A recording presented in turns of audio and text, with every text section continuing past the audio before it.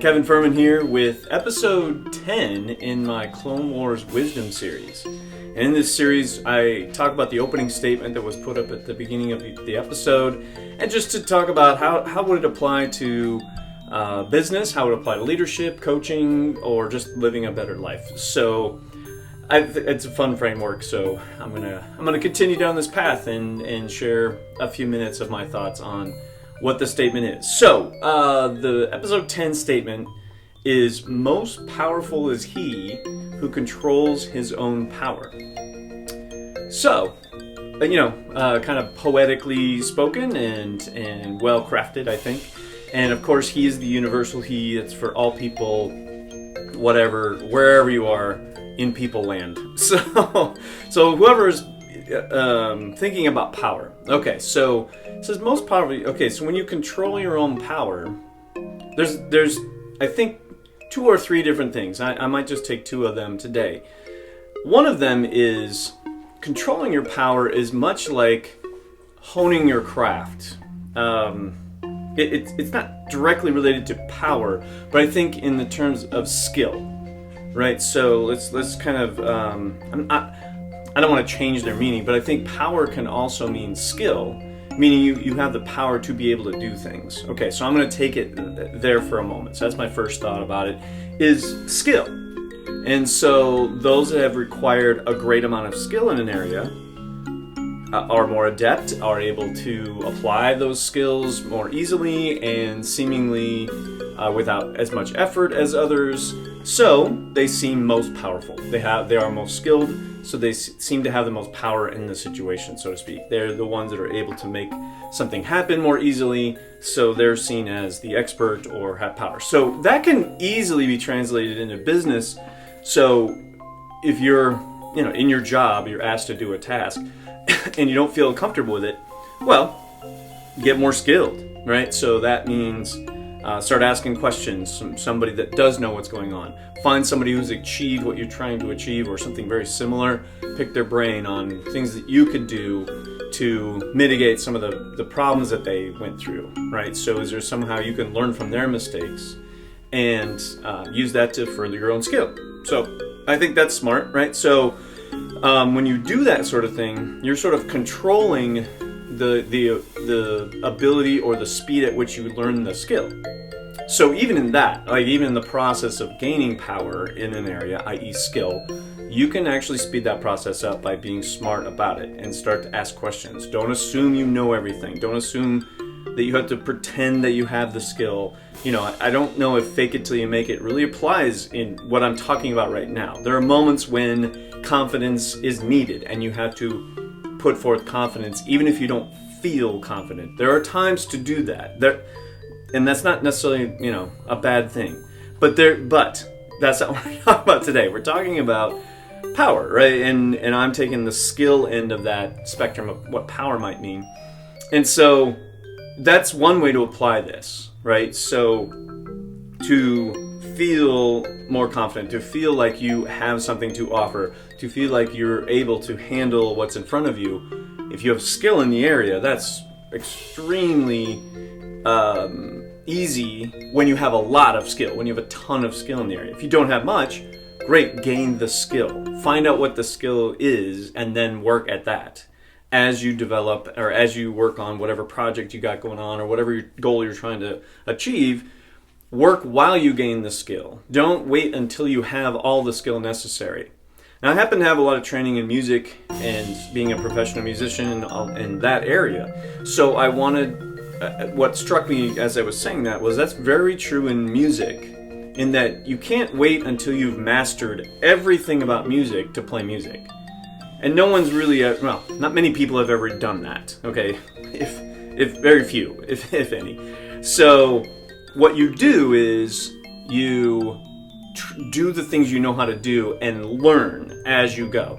So what helps that is find a mentor. What I just described, it really describes kind of the music field in a way, is that you find a mentor, you find a teacher, you find a master to learn from, or you study people through their works of music or their performances and find out how did they do that? What are they doing that's making them so good at that?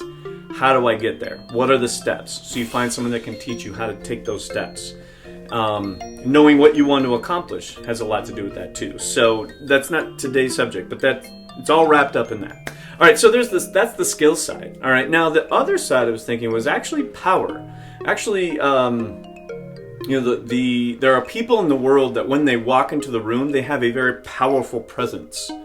I'm not sure I have that, although sometimes people have told me that. Sometimes it just doesn't even come up. It doesn't even matter, right, in the setting. But it's not a constant thing for me. And if I needed that in what I'm trying to do, I would try to figure that out. I don't worry about that too much, because in my circles and what I'm trying to accomplish doesn't require me to be the most powerful person in the room. And I'm not desiring to be the most powerful. Now, I do think part of why I'm perceived that way sometimes is what I'm going to get to. So I'm going to put this in a scenario, I think a common scenario.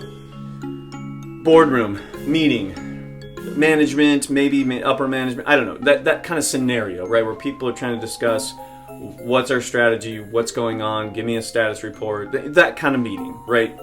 And what I've noticed and what I've heard from other people that have been in those situations more often than I have been is that leaders who listen more than they speak seem to have more power or seem to have more control and or are able to make sure that things happen even though they're not telling everyone what to do. So a lot of times, and I've noticed this for myself, is when I ask a question and then be quiet, I stop exerting power by talking and trying to influence and manipulate the conversation in the direction I want to go. When I ask a question and I form the question in a way that offers people to explain their point of view, not just a closed-ended question, but I ask very open-ended questions on purpose.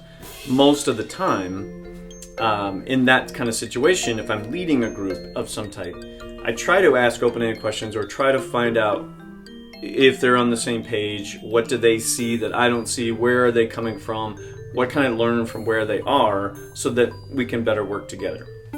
All right, so maybe I'm surmising because I have to go off of my experience, and or I can talk about what I've heard, but I'm just going to talk about my experience at this point. So when I ask those kinds of questions and then be quiet and listen and really try to take in what they're saying as that is the truth for them, that is what's true for them, right? That's what they see as the way it is. And if I can truly understand that, where that is, where they're coming from, what they see, maybe we can find where we have common ground. Maybe we can see where, oh, they're not seeing it the way I'm seeing it. Hey, maybe what about this? Have you thought about it this way before? And then that offers them a way to kind of reevaluate or not, right? And we can continue the conversation, and I may have information they don't have. I may have expertise in an area they don't have yet. And so I might say, well, what about this? Or, hey, what I found out when I was learning this is what I saw. What do you think about that? Rather than just the, hey, I know better than you, listen to me, I'm the authority, I have more power than you. I think leaders are perceived as powerful leaders or great leaders or leaders that, what's the word? They have the power, but they don't exert it. They don't beat people over the head with it by listening, by being quiet and taking things in. So that's what this reminds me of. This controlling your own power is understanding that, yeah, you could talk people into things. You could manipulate them if you really wanted to or needed to.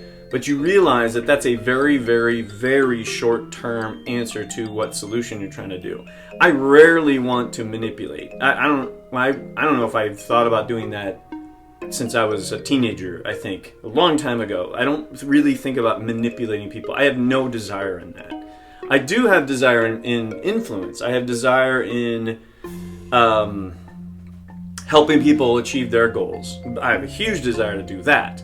So I don't think that requires manipulation. In fact, that wouldn't work long term. It might work short term to get them to kind of get started, but they're not going to buy in that I'm actually in it for them.